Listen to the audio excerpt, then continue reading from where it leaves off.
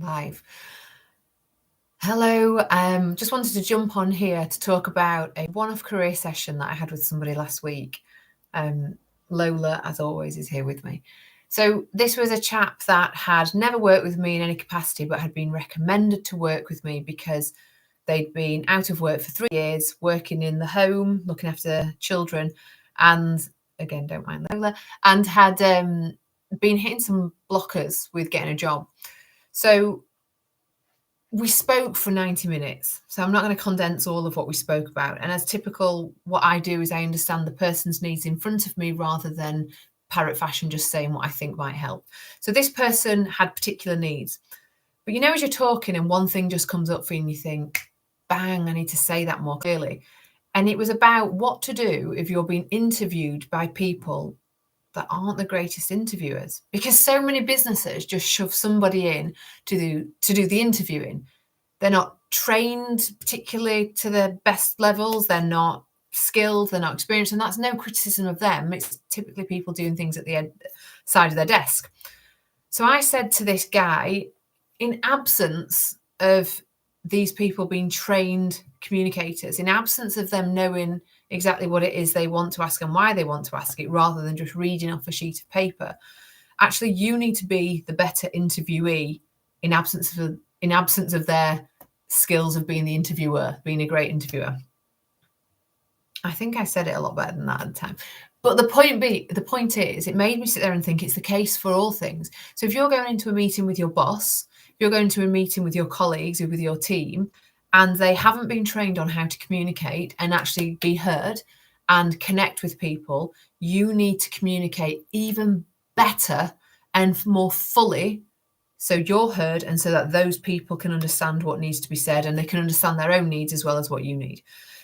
And that sounds like a bit of a kick in the teeth because you're like, Jesus, especially if it's in an interview, you think, hang on. So not only am I dealing with my own shit, I'm also dealing with these people's inadequacies.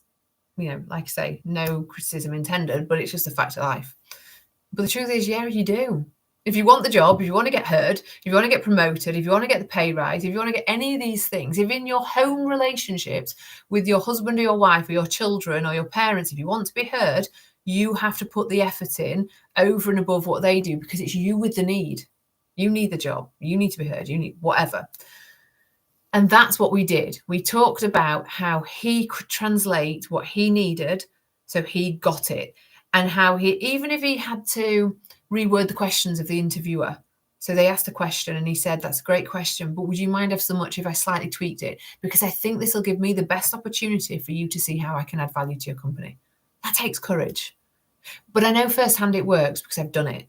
I've done it throughout a whole interview. And not only did I get to the job, they doubled my pay. They doubled what they were offering on the tin and they doubled what my pay was at the time.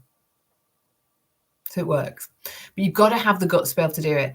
Don't get me wrong, in this 90-minute session that we did, we also practiced not what he was going to say, but who he was and how he cared and how he could connect and be human, because that's a really important piece. Anyone can turn up and just go, in my experience, parrot fashion. But it's how do you bring your human to that interview and how do you get them to care about what you've got to say? So we did all of that. But ultimately, what I wanted to say to anyone watching this here today, and it's about any communication in any aspect, the world isn't taught how to communicate. People don't see the value of it until they're not being heard and the frustrations that brings. And that's many people. Even fewer people go and actually do something about it. But what I would say is if you're that small population of people that care about being heard and care about communication, not bullying, not overly influencing, just being heard and respected and understood, you have to take the responsibility over and above for the fact that you are working in a world of people that don't know how to communicate. That means you have to communicate about your communication. You have to provide context. You have to provide a pre-communication, during the communication, and then a conclusion and a summary of what it is you've just said. So you have to be the better communicator in the room. So I've not prepared any of this. I've just jumped on. This is why I look a bit like this and a little bit raggy, which is shocking to see. But if you need my help with any of these things, if you want me to go through any of these things, just put a comment below and I'll reiterate some of the points, or I'll give you some easier tips. But you have to be a better communicator. You have to be the person willing to go, do you know what? This is me that's got a need here. Anyway, if you have a need, here I am. Give me a shout. Thank you very much. And let me look where I'm pressing end stream. Speak to you soon. Bye.